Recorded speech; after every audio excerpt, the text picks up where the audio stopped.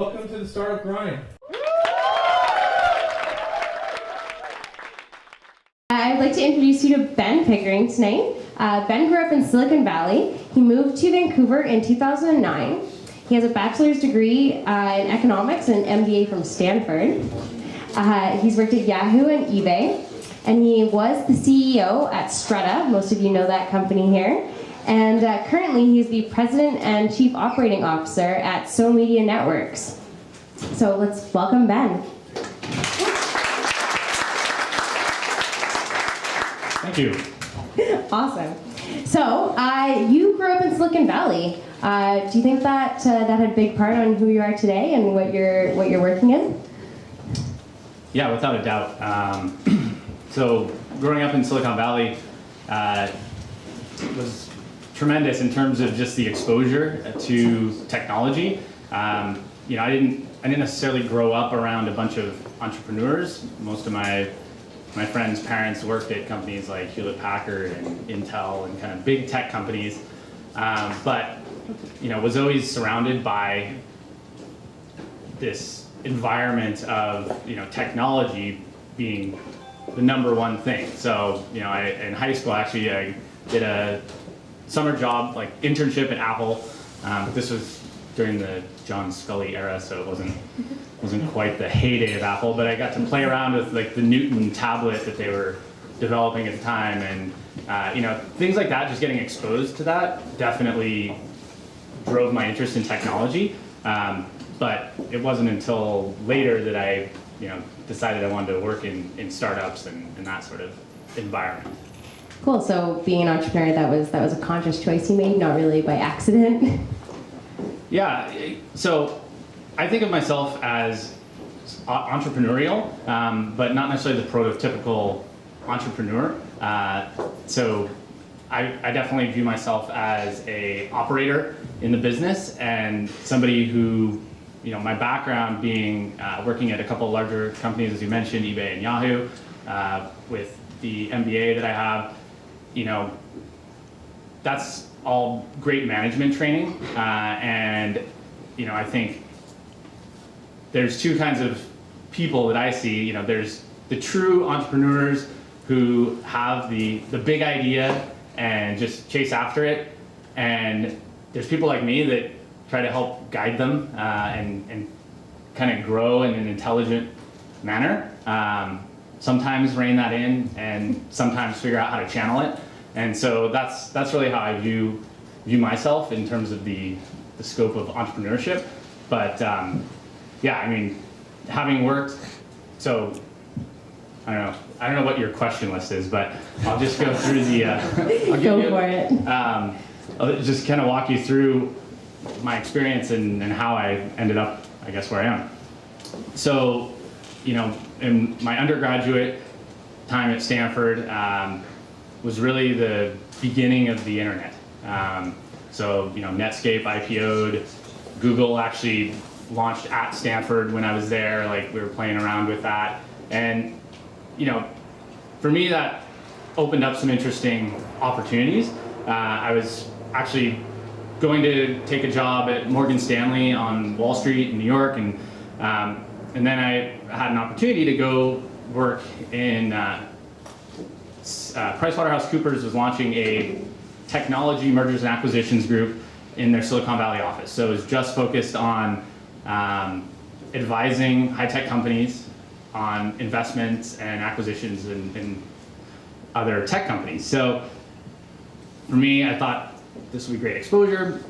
Went there and had the opportunity to, work with like Yahoo acquiring broadcast.com and a number of like big deals, and really got excited about the potential of the internet. And as it happens, a colleague from PwC left and joined a startup company called Spinway, which the founder of that company, I believe, is here somewhere, Danny Robinson. So that was my first startup experience, and I joined the company. I was like the 10th employee. We were, working out of Danny's garage. The full startup.com experience. We, grew from 10 people to 110 people. raised a bunch of money, developed some really significant strategic partnerships, became at one point in time the fastest growing internet service provider, and it was awesome, and I loved that. And then my path took me down a couple other avenues. Eventually ended up working at Yahoo for a number of years in a big corporate environment, and realized that I really loved the excitement of smaller companies and growing businesses, and the opportunity to shape that and to do things that have a much more immediate impact. That was the biggest thing for me at Yahoo, is being such a large company. It was really difficult to get things done. There was 10 layers of management for everything. Spent a year involved in a project that was redesigning the Yahoo homepage, and it was like literally to move one pixel on that page. It was months of user testing and everything. So farthest thing from lean, and so the opportunity to then go to Strata and come in and be part of a small organization where if you want to make a change, you can do it and have it done at the end of the day, and test it, and that's what's really exciting me. Awesome. That was a great whole background for us. Sorry, it was more. No, that was perfect. Can you tell me a little bit about some of the lessons that you learned from working at those smaller companies, such as Spinway? What are the biggest lessons you learned from that? Well, the biggest lesson I learned from Spinway, I think Danny would agree, is revenue is important. This was the heyday of .coms, and so we did what we were supposed to do, which was attract users and eyeballs, and the monetization was going to come after, and it would have given more time. And there's other companies, another specific company that was a little bit further ahead of us and was able to IPO, and so they had capital, they had money in the bank, and they were actually able to prove out the model. And so I think that experience certainly, and the whole .com of the boom and bust and everything, definitely shaped me in terms of being conscious of the need to have customers who are willing to pay for your product. Fair enough. Did social play at all in that role of you growing so fast? No, this was before the days of social. This was when, so we were an internet service provider competing with AOL and the like, and literally distributing CD-ROMs with software that you could install. So we leveraged a partnership network, and so I was in business development building these partnerships with major retailers like Costco and Barnes & Noble and Kmart and others who distributed our product at point of sale. So it was not very old school. it was not the social viral model. So then you got involved with Strata, and you were the CEO of Strata for a while. How did that come about? Yeah, so that came about, after I did my MBA, so when I was at Stanford Business School, I was debating which direction I wanted to go. I knew I wanted to work in technology and in the internet sector, and was debating about whether I wanted to do startup or something bigger. Actually, so for my internship between my first and second years of business school, I was on the verge of doing an internship with Friendster. Most of you have probably heard of them, mainly through the Facebook movie. Some of you may have used them back in the day, but and I decided, well, maybe I should go work at a bigger company, get the experience there, learn the best practices. So I went and did my internship at eBay, and then I went to work at Yahoo after. Sometimes I wonder, well, if I'd gone at Friendster, who knows? Maybe it would have led me down the path of going to work at Facebook when they were, real small. But I was really interested in social networks at that point in time, and so, I went to Yahoo. One of the things that attracted me there, one of the groups I was supporting was called Yahoo 360, which was their social network that they were launching, and needless to say, it failed, but it was an opportunity to start to work in that space, and it was really really interesting. I moved around to a couple of different roles at Yahoo, and then ultimately when I decided I wanted to get into an earlier stage company, I reconnected with Danny, who, he'd started Spinway down in Silicon Valley. He'd moved back up to Vancouver, and I actually connected with him because I wanted to bounce an idea off him for something I was thinking of starting. And he managed to turn the conversation into, hey, I've started a company up here, and I think could really benefit from leadership like yourself. Are you interested? And so I came up, and I think when I came up to visit, it was like one of the warmest days ever in Vancouver. It was like a beautiful sunny day. It was like and BC TIA I think was doing like their cruise. So like Danny and Maura took me out on the BC TIA cruise, and it's like, I'm like, oh man, Vancouver's amazing. They really swept you off your feet there. Yeah, I was like, what are people talking about rain? So, no, but more importantly, the team, there was a small team at Strata at that point, met the team, really liked them, saw an opportunity with the product, which, was built, but again, hadn't really started to sell into many customers at that point, and, saw an opportunity to take that and start to tie it in more with the social stuff, as Facebook marketing was just starting to emerge. And so I jumped on that opportunity and came up here and fell in love with Vancouver, met my wife, and worked with the team at Strata to build that into a company that became one of the first Facebook preferred developers in Canada, working with lots of big brands and agencies to run social media promotions for them. Cool, yeah. So, going a little bit more into that, becoming one of the first Facebook preferred developers, how was that journey, becoming that, and is there any secret sauce there for success? Having friends at Facebook. Seriously. At that point in time, they had a pretty small program, and a lot of people that I knew from Yahoo had gone to work at Facebook. And so, I was able to at least get a foot in the door there. And then, it was really, they, wanted to see some proof of what we could do. So we had some client work we were able to show them. And then they eventually said, okay, we're going to open up, we're going to do another cycle of admitting some new people into the program. So, at least we were in line to get on board there. And, that was definitely a helpful thing to us, having their endorsement and being able to have that sort of validity definitely helped the business. So make friends at Facebook is make friends at big powerful companies. Awesome. So social was kind of starting to play a big part at Strata. What were some of the strategies you used to help you grow so fast, help the business grow?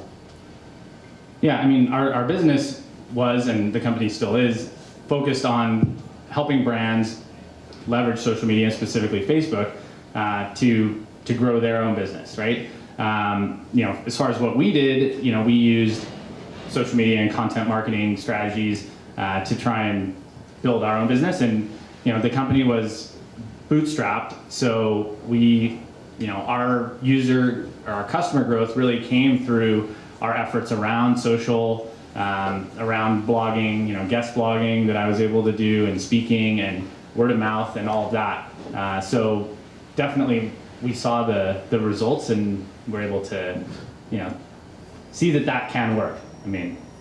Cool. Over the last couple of years, you mentioned content. We've really started to see the rise as content is king. How do you think that has played a part for you both now at your position and also at Strata?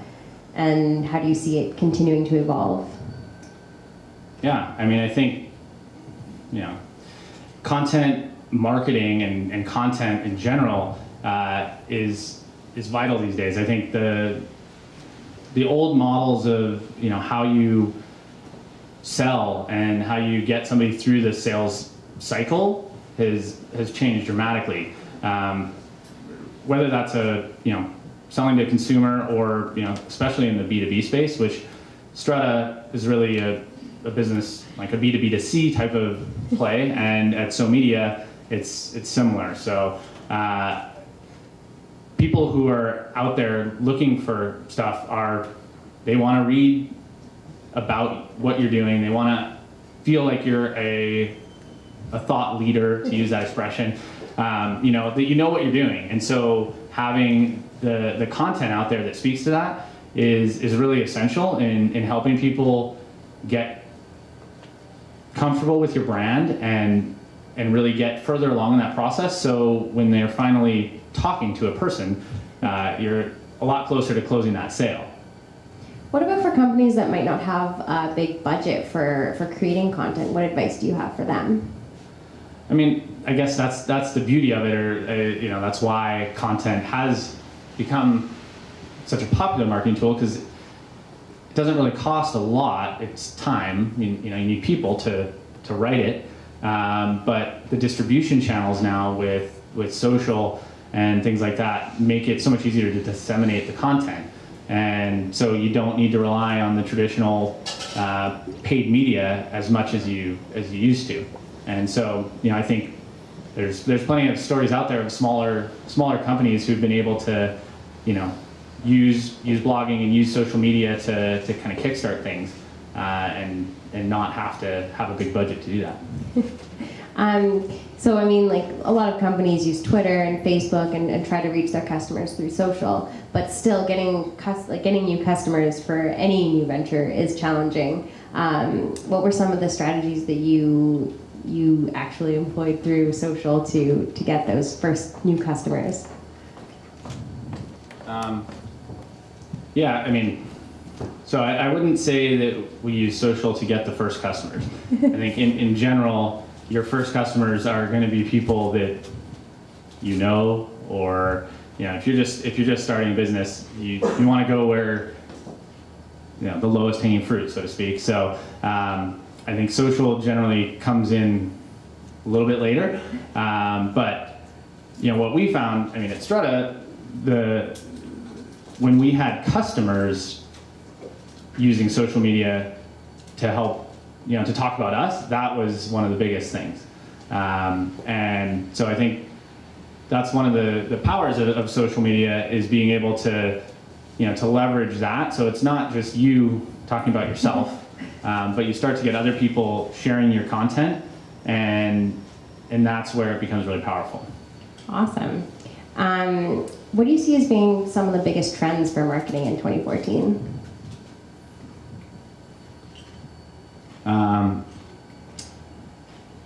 Shameless plug for SoMedia. I'll say video, because we're in the business of video production. I think that a lot of the trends, and things that we've seen over the last year will continue. Social is obviously huge. I think social ads is going to continue to become an even bigger thing. So more marketing budget going towards advertising on platforms like Facebook, LinkedIn, and Twitter. Facebook's been doing that the longest, but I think you're going to see a lot more coming out of both Twitter and LinkedIn in terms of what they make available to advertisers. I should have prepared. No worries, we can move on. So going back to SoMedia, since you did have that shameless plug there, let's talk about that. What has it been like for working for a public company, because they went public last year? Yeah, that's definitely been a different experience and a good contrast to what I've done before. So I've worked at like big public NASDAQ listed companies, but TSX Ventures is a little bit different than NASDAQ. And so, for us, and the company went public last June or July. I just started in October, so I wasn't there for the whole process leading up to the IPO. But it was really another step in terms of fundraising. So wasn't like the Facebook IPO or kind of the end goal. It was really a way to access new sources of capital for the company. And so from that standpoint, it's been great, because we do have the ability to raise capital, I would say, a little bit more easily than we might otherwise.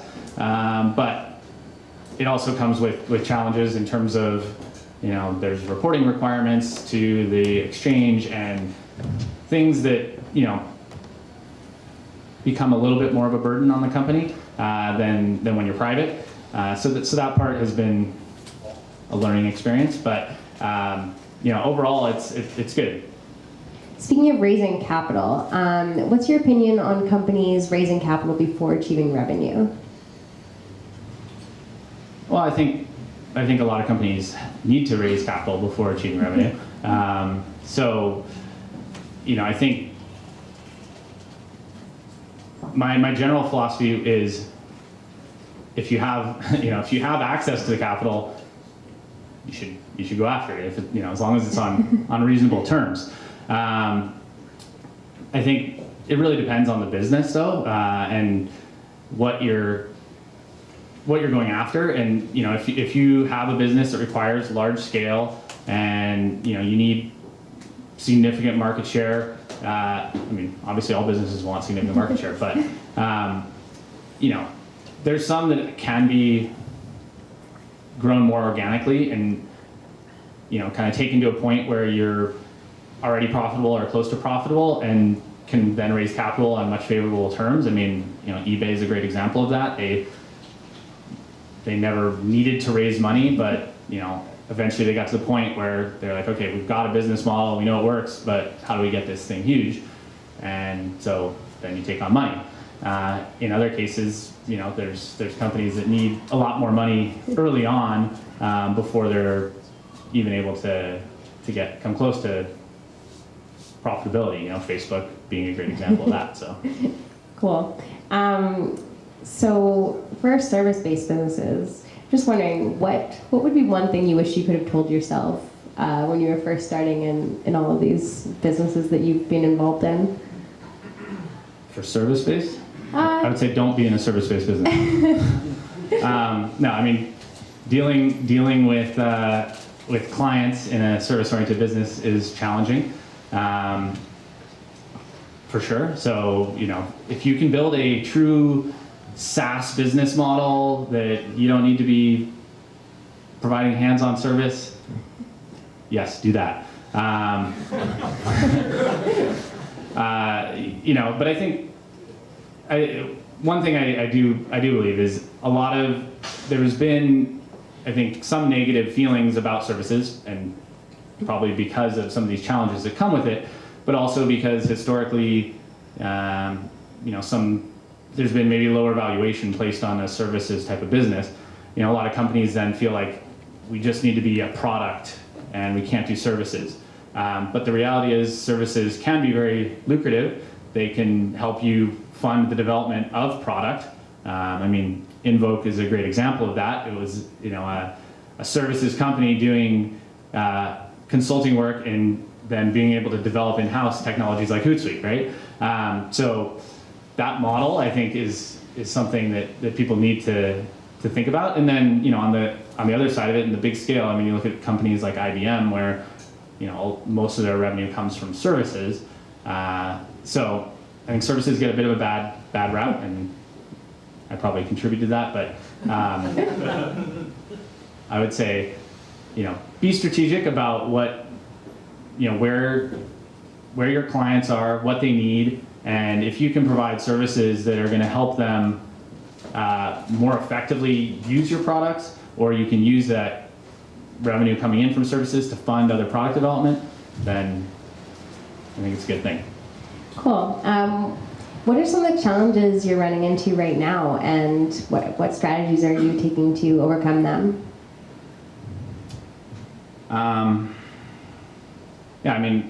Frankly, the biggest challenge we face, which a lot of companies do, is sales. So when I joined the company, so prior to me coming on board, the investment was really in building out a large network of reseller partners for our video solutions. And it was mapped out that this would be a 3-step process of bringing people on as partners, getting them comfortable in understanding how to sell video and understanding what we offer, and then obviously seeing the results of that. So we've moved past phase 1 and we're kind of in between phase 2 and 3 now, where we've got thousands of small to medium-sized digital agencies and web marketing companies who are signed up to offer video solutions to their clients. And I think we found that there's a bit more of a learning curve in getting them up to speed on why video and why it's essential for their clients. And now we're starting to see more of them coming back to us and wanting to order video. So that's a process and something that we're still working through, but that's certainly the biggest thing that's on my plate to work through. Awesome. Let's talk a little bit about some of the things you've done as a startup advisor. In October, you wrote a post for Huffington that in business, bigger isn't always better. Can you elaborate a little bit on some of the ideas you talked about there for us? Sure. Yeah, and I think it's a double-edged sword here because there is a reputation, especially in the Canadian startup community, that Canadian entrepreneurs don't think big enough. And obviously people like Ryan Holmes are trying to debunk that myth. But I do think that there's, it's important to look at the business you're building and the opportunity you're going after, and it goes back to your question about raising capital as well. Decide, are you trying to build a huge business, or are you comfortable building a business that, I don't like the term lifestyle business because people use that, but even if you're building a smaller business that's doing $10, $20 million in revenue, like, you're working really hard. That's not like a lifestyle where you just are kicking back on the beach. So I think my point in the article was really just to not necessarily only look at the company who IPOs for multi-billion dollars as a success, because there's a lot of entrepreneurs out there working really hard building companies that can be successful in their own right. And so just keeping that in mind. Cool. Why do you think that Canadians have this reputation of not thinking big enough? Well, I mean, I do think that in general, compared to Silicon Valley, there is a more conservative approach. And I think it's less with the entrepreneurs and more with the investors here, because they're definitely more conservative and prone to, they want to invest in mining stocks. Although mining stocks are like speculative and risky, so I don't totally understand that. But when it comes to technology, my experience is that there's not that many that are willing to just take the bigger risks that in Silicon Valley is commonplace. So, I think that kind of permeates it. And then, you see and you hear about the common stories of Canadian companies that are successful and maybe sold out too early. That's kind of the, I think, prevailing, or again, myth that gets perpetuated. Companies like Flickr, which sold to Yahoo and, had it stayed independent, who knows, like, could have been bigger than Instagram or something. But again, that's where I think that's not necessarily a bad thing, because now you've got one of the founders of Flickr who's starting he started a new company here and has potential to be a really big company. So I don't know if I totally agree with it. I mean, I do think there's no place in the world, frankly, that's like Silicon Valley. So, just the way that investors think about things and the way that entrepreneurs think about things down there is different. Just the whole mindset is a bit different. And so, I think for anyone who has the opportunity to go spend some time down there, if you're an entrepreneur, I think it can be really eye-opening. I don't advocate that you move your company down there. And a couple of the companies that I've advised, the founders have gone down and spent some time in the valley and come back, and it's been a really eye-opening experience for them. Just to see the way people think. They do oftentimes think bigger. So. You started companies both in the Valley and here. Do you think it matters where you start your company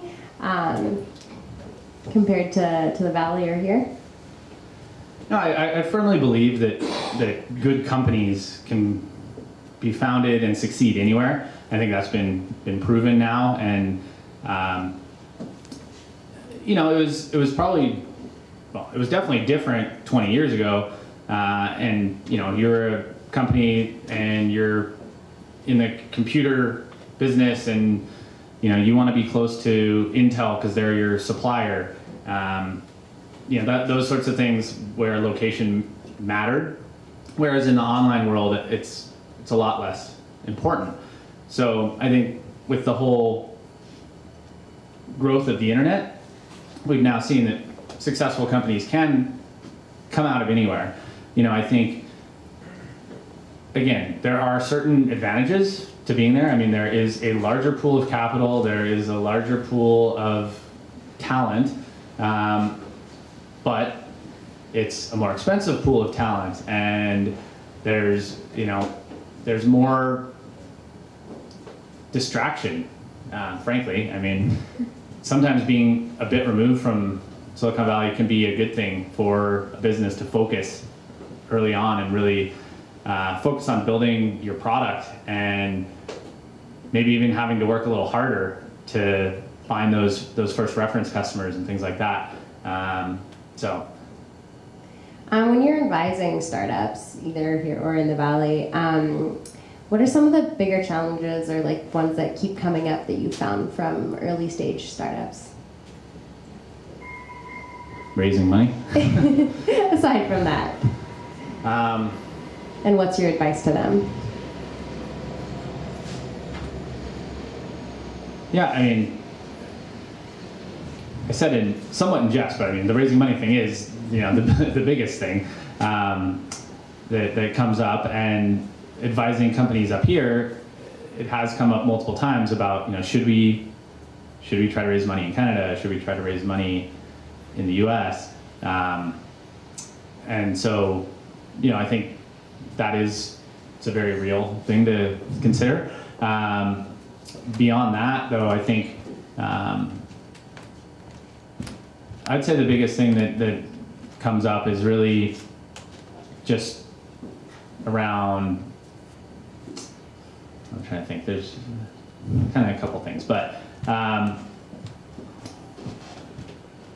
just trying to figure out what the right point in time is to begin hiring more people has come up. And this is like for early stage, right? So, and it ties back to raising money as well. So most of the companies I've been working with have been on the path of, let's try and get as far as we can before we take on more people and more money. Okay, that's good advice. Just a couple more questions. Are there any really important books that you've been reading lately that you think we should all be reading? I just read a book called Give and Take. Just good, interesting. Basically looking at different types of people who are either givers or takers in terms of their work style and just philosophy. And it talks about how people who are more of the giver tend to be at the bottom in terms of performance or success on a number of metrics, but they also tend to be at the top, and the takers were in the middle. So it's kind of interesting. So it basically talking about people who are, more giving of their time and more willing to collaborate and cooperate, but you don't want to go too far because people will take advantage of it, right? So you need to be able to do it in the right way, and if so, that has tremendous long-term benefits. So I thought that was a pretty interesting book to read, and they go through some good anecdotes of people, including, a major venture capitalist who, people thought he was too nice. Like, he was basically giving away deals to other investors and things like this, right? Like, when other people would have just held it for themselves. But ultimately, as a result of this, he built up a network and, relationships that paid off big time, because he got in on some really big deals. Awesome. Cool. Well, thank you so much for coming today. We'll now take a couple questions from the audience. If you guys have any questions, yeah. I'll give you that. So I was hoping you could maybe talk a little about the evolving role that you have going into a company that has 10 people and say it's growing up to 110 or 150 or more than that, and kind of the role that you're playing at the beginning and how that changes over the life of your work there. Okay, good question. Yeah, and I think in my experience that there's probably some inflection point that's going to be different for every company in terms of when it's going to transition from the pure startup and really small group of people to something slightly more mature. I think that tends to happen maybe around 20, 30 people. In terms of what that means for any individual, for myself, I think the most important thing is trying to maintain the culture, and I think that's one of the challenges as you grow is trying to, the people who are there early, keeping them feeling like this is still the startup and the excitement that they got on board with. As you start to bring in place, more people, more potentially reporting structures and meetings and some of those things that are inevitable in larger companies. And so as a manager, I think my role there is to try and to balance that and bring in enough structure and process that things can continue to run smoothly as you bring more people into the equation, without losing what originally makes that company what it is.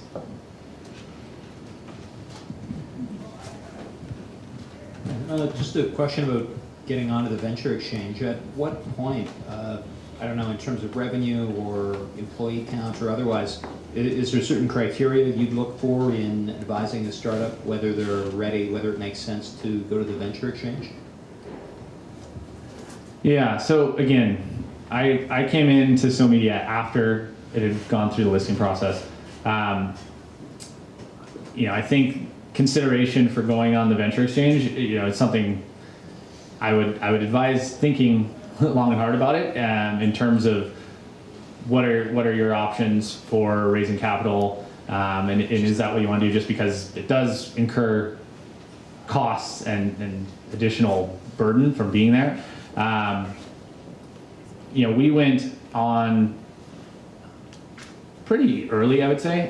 Early in terms of maturity of the company, because when we listed, we were virtually pre-revenue, very small in terms of sales. And so, now that we're publicly listed and our financials are going to come out every quarter, that exposes us to probably more scrutiny than if we were still a private company. But at the end of the day, you're responsible to somebody, right? Whoever your investors are, ours are, public markets. But if you have private investors, either way, you still have to deliver results. So from that standpoint, I don't see it as a big difference. But certainly, if you can get further along, then I think that's going to be beneficial. But I don't know that I wouldn't give any hard and fast rule, I guess. Why did you leave Strata? That's a good question. So I had been there for 3.5 years, helped grow the company from, basically 5 people when I got there up to 15 people. We built a, profitable business, growing, and, it was Danny and I sat down and talked about where we wanted to see the company going, and, we had slightly different opinion about what should come next, and agreed that it was a good time to maybe make a change, and so that was that.